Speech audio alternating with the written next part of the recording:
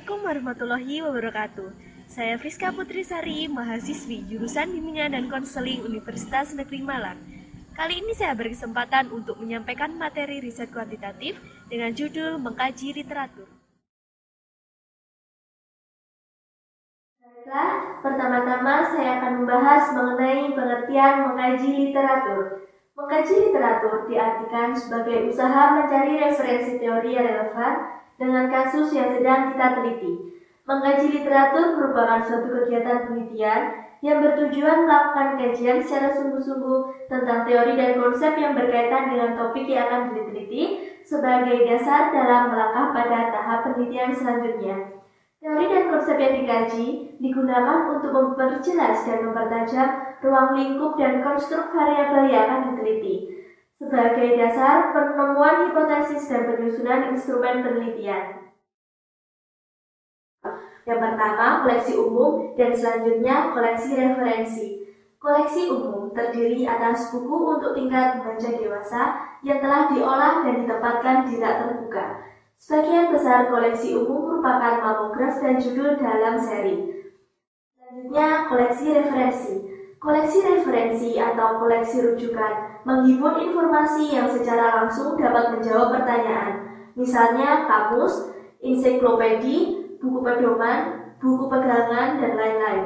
Selain itu, koleksi referensi juga menghimpun informasi yang merujuk kepada sumber informasi lain atau hanya merujuk pada lokasi di mana informasi yang dicari dapat ditemukan, misalnya katalog, bibliografi, dan lain-lain. Tingkat ketajaman analisisnya. Menurut tingkat ketajaman analisisnya dibagi menjadi 3 golongan. Yang pertama literatur primer, yang kedua literatur sekunder, dan yang ketiga literatur tersier. Yang pertama literatur primer. Literatur primer merupakan karya tulis asli yang memuat kajian mengenai sebuah teori baru atau penjelasan suatu gagasan dalam berbagai bidang. Literatur primer bisa berupa artikel majalah, artikel ilmiah, laporan penelitian, disertasi, dan lain-lain. Selanjutnya, literatur sekunder. Literatur sekunder merupakan literatur yang berisi informasi mengenai literatur primer. Literatur sekunder menawarkan literatur primer dengan cara meringkas atau membuat indeks. Jadi, literatur sekunder tidak berisi pengetahuan baru, melainkan hanya mengulang dan menata pengetahuan yang sudah ada. Selanjutnya, literatur tersier. Literatur tersier adalah literatur yang memuat informasi yang merupakan petunjuk untuk memperoleh literatur sekunder. Contohnya adalah bibliografi dari bibliografi, direktori dari direktori, dan lain-lain. Jenis literatur menurut bentuknya dibagi menjadi 2. Yang pertama, literatur buku, dan yang kedua, literatur non-buku. Literatur buku misalnya saja artikel, makalah, majalah, dan lain-lain. Contoh dari literatur non-buku misalnya CD, piringan hitam, dan lain-lain.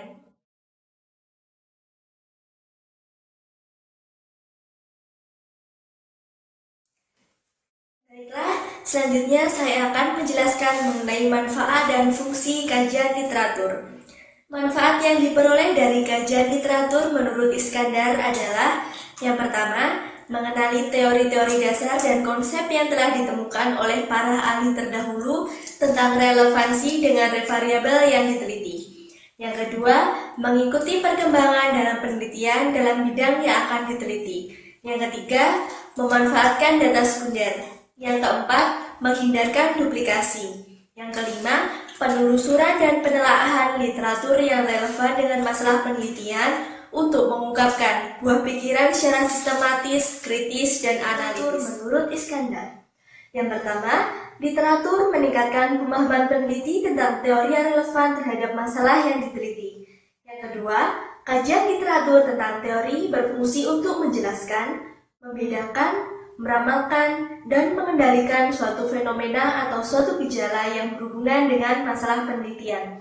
Yang ketiga, kajian literatur. Selanjutnya, saya akan menjelaskan mengenai fungsi kajian literatur menurut Iskandar. Yang pertama, literatur meningkatkan pemahaman peneliti tentang teori yang relevan terhadap masalah yang diteliti. Yang kedua, kajian literatur tentang teori berfungsi untuk menjelaskan, membedakan, meramalkan, dan mengendalikan suatu fenomena atau suatu gejala yang berhubungan dengan masalah penelitian. Yang ketiga, kajian literatur dapat menimbulkan gagasan dan mendasari penelitian yang akan dilakukan oleh peneliti.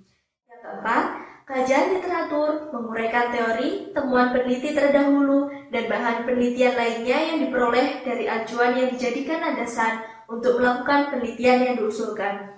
Yang kelima, kajian literatur membantu peneliti untuk menjelaskan latar belakang masalah yang diteliti. Yang keenam, kajian literatur meningkatkan keyakinan dan motivasi bagi peneliti. Yang ketujuh, kajian literatur dapat meningkatkan kemampuan pemahaman peneliti secara mendalam dalam disiplin ilmu yang diteliti. Yang kedelapan, kajian literatur dapat peneliti gunakan untuk menyusun kerangka konseptual yang digunakan dalam penelitian. Dan yang terakhir, kajian literatur mengacu kepada daftar pustaka.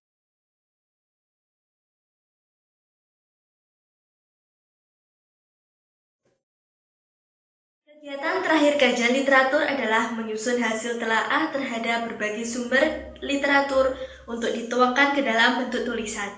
Mengingat penulisan laporan penelitian merupakan salah satu bentuk karya tulis ilmiah, maka aturan penulisannya pun mengacu pada tata tulis ilmiah. Misalnya saja PPKI UM. Setelah jumlah literatur yang termuat dalam lembaran khusus telah memadai, langkah selanjutnya adalah memilih dan memilah bagian yang relevan dan yang tidak relevan dengan pembahasan permasalahan penelitian. Siapkan pula sumber aslinya bila diperlukan. Jadi, uraian tentang kajian literatur dapat diawali oleh hasil atau kesimpulan dari penelitian yang dilakukan peneliti lain. Lalu, memaparkan berbagai teori, pendapat, atau hasil penelitian yang berkaitan dengan masalah yang diteliti. Pada bagian akhir, tinjauan atau kajian literatur adalah kesimpulan yang memperlihatkan inti tujuan atau telaah.